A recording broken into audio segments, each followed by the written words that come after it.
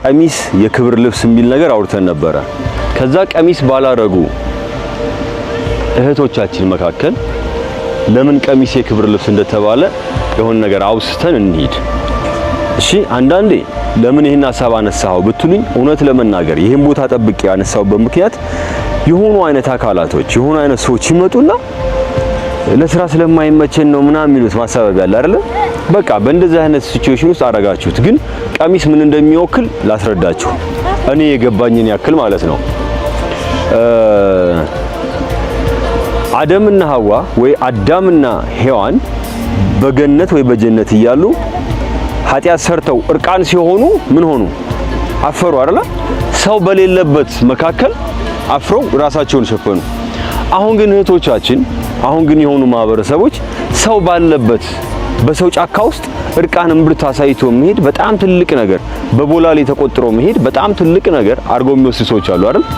እንግዲያውስ ቀሚስ እንዴት የክብር ልብስ እንደሆነ እናሳያችሁ። በትላልቆቹ የእምነት አስተምሮቶች ስትመጡ በክርስትና፣ በእስልምና፣ በሌሎችም እምነት ስትመጡ ለምሳሌ በክርስትና እምነት ስትመጡ ክርስቶስ ከተወለደበት ጊዜ ጀምሮ እስከ ዕለተ ሞቱ ድረስ ሰባ ሰገሎች የሰጡት ቀሚስ አብራው እያደገች ነው የመጣችው። በክርስትና እምነት ውስጥ አሁንም ስትመጡ ቀሳውስቶች፣ ዲያቆናቶች፣ አገልጋዮች፣ ካህናቶች በሙሉ ወደዛ ወደ ተቀደሰ ቦታ ሲገቡ ቀሚስ ነው የሚያደርጉት። በእስልምና ስትመጡ ሁሉም ኡስታዞቹም ሌላውን ተውትና ለጁምዓ ሙባረክ አርብ ቀን ምእመናኑ እንኳን ወደ አምልኮ ቦታ ሲሄድ ጀለብያ ጧራ የሆነ ነጭ የሆነ ነገር ለብሰው ነው የሚሄደው። ወደ ቲቤት ሞንኮቹን ስታዩአቸው ፋር ኢስት ያሉት አብዛኛዎቹ በሂንዱ በቡድሃ ውስጥ ያሉት የበቁት አማኞች በሙሉ የሚለብሱት ቀሚስ ነው። ወንድ እንኳን ቀሚስ የሚለብሰው ሲበቃ ነው። እኛ በዓለም ምድር ተመላልሰን ተምረን ስንመረቅ ቀለሙ ይለያይ እንጂ ጥቁር ምን ለብሰው ሌላም ከለር ምን ለብሰው ጋዋን ቀሚስ ነው አይደል? በጣም የሚያሳዝነኝ ነገር ዶክተሮች፣ መሐንዲሶች በቤተ ሙከራ ውስጥ የሚሰሯቸው ሳይንቲፊክ የሆኑ ነገሮችን ለማድረግ እንደ ጋዋን ይከፈት እንጂ የሚያደርጉት ቀሚስ ነው።